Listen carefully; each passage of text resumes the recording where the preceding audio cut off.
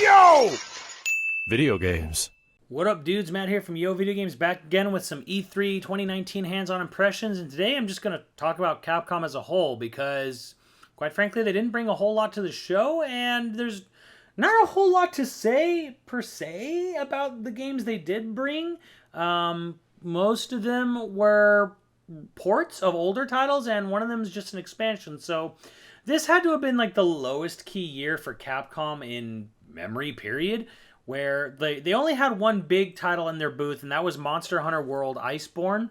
I think I'm calling it correctly. I always call it that, or Icewind Dale, or whatever the hell. Anyways, the big snow-themed expansion to Monster Hunter World, was the only big title they had at their show floor. And in Nintendo's booth, you could play Resident Evil 5, and inside Capcom, for media, they had a couple other games on hand to play. And I kind of, at one point, I got to go through all of them, well, almost all of them. And I think I'll just go through them one by one. So, first of all, I played Devil May Cry on this Nintendo Switch. And what I can report back is, well, it's functional. It's Devil May Cry 1, based on the HD edition, which originally came out on PS3, also available on PS4 now.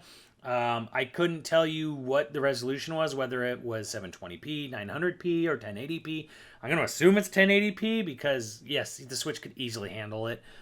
It ran smooth. It didn't have any slowdown or hiccups. Performance was pretty much perfect. The controls were exactly mapped to the Switch Pro controller, the same way they're mapped to the PlayStation 4 controller.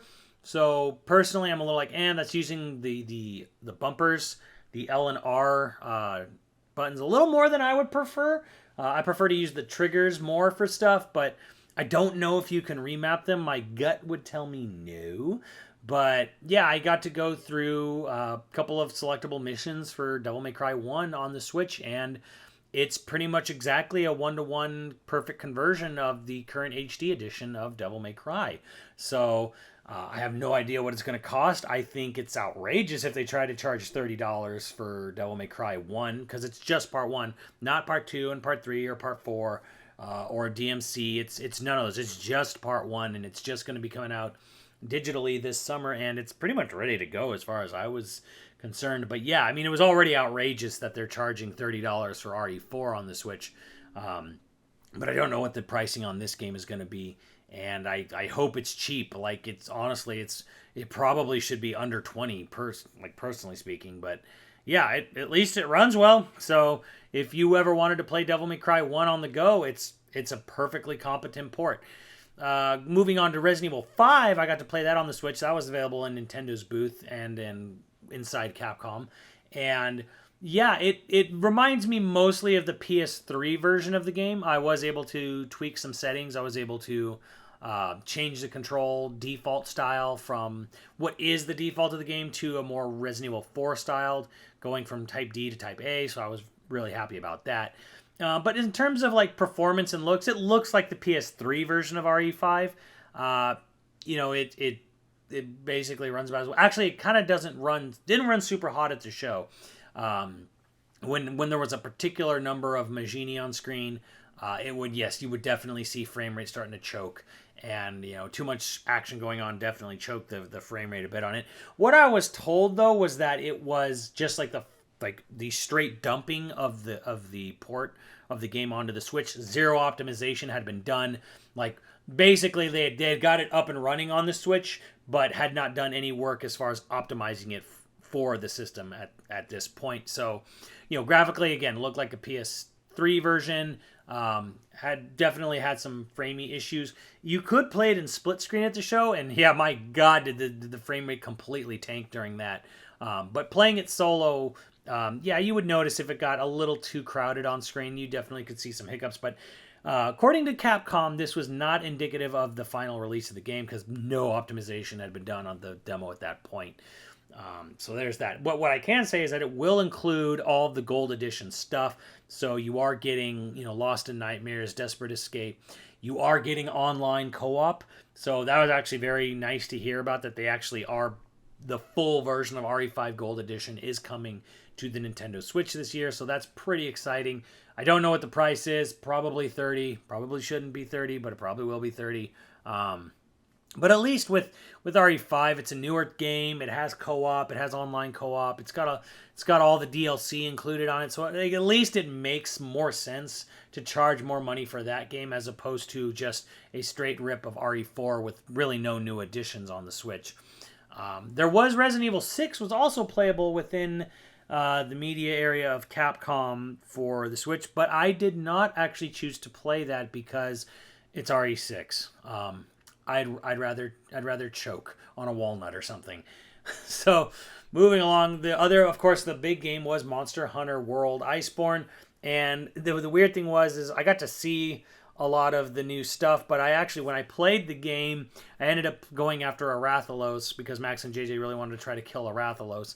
So we tried, we didn't quite make it, but if anything, some of the new moves that they added, some of the new features and abilities for all the weapon types that they've kind of thrown in there, and there was new armor sets which I got to put on and try out and stuff.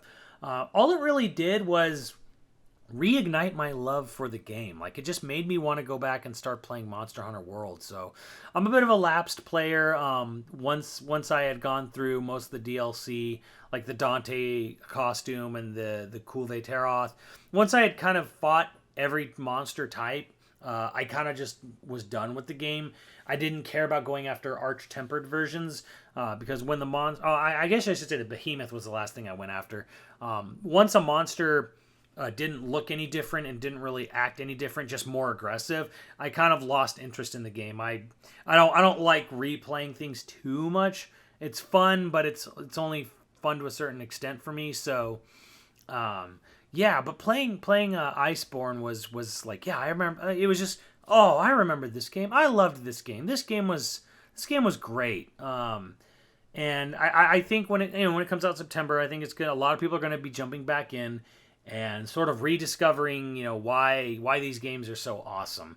I think the only really kind of like biggish part about it is the fact that the PC version is coming later, like in winter. So they're still not on parity with the console versions, and that really sucks. I don't know what the holdup is there, because apparently the PC version has sold very, very well for Monster Hunter World, but yeah, I don't know. It's very bizarre to me that they still haven't gotten console to PC parity on there, but I was playing on PS4 and it was a lot of fun. There's a lot of new additions, like even just in the weapons, like they've added abilities and features to just the general weapon type. So there's more reasons than just the snowy world to come and look at. And the snowy world does look really cool. It is a very, very pretty looking area. You got everything from your snowy forest to like ice caverns with all like the icicles hanging and stuff, and there's like an avalanche that can occur during some boss fights, and it's all really good. It's all just good stuff. It's exactly what I wanted from DLC. Is I wanted a new area to explore in, and we're kind of getting it. It took a little while, but hey, it's here, and it's frankly it's just really solid. So I'm really happy with what I played of it. Do I think Capcom's output in general was weak this year? Abso-fucking-lutely.